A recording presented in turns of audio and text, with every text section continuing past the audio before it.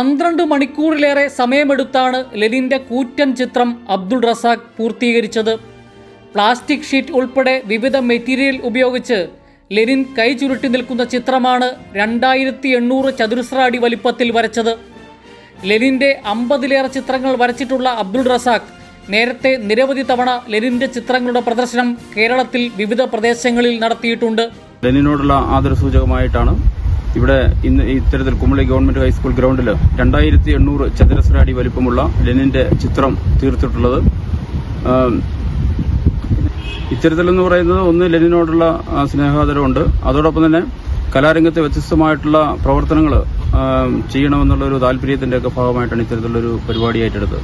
ഇതിന്റെ തുടർച്ച എന്നുള്ളതിൽ മഹാത്മാഗാന്ധിയുടെ രക്തസാക്ഷി ദിനമായ ജനുവരി 30-ന് ഇതേ വലുപ്പത്തിലുള്ള ചിത്രം കുമളി ഗവൺമെന്റ് ട്രൈബൽ UP സ്കൂളിൽ ചെയ്യുന്നുണ്ട്. ഇതിനകം 12,000-ലേറെ ചിത്രങ്ങൾ വരച്ചിട്ടുള്ള അബ്ദുൾ റസാഖ് ചിത്രകലയിൽ നിരവധി റെക്കോർഡുകൾക്ക് ഉടമ കൂടിയാണ്. കഴിഞ്ഞ തവണ ബ്ലോക്ക് പഞ്ചായത്ത് അംഗമായിരുന്നു. ദേശാഭിമാനി ലേഖകൻ കൂടിയാണ് അബ്ദുൾ റസാഖ്.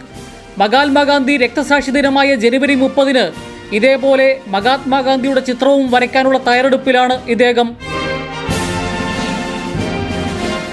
കൈരളി ന്യൂസ്, ഇടുക്കി.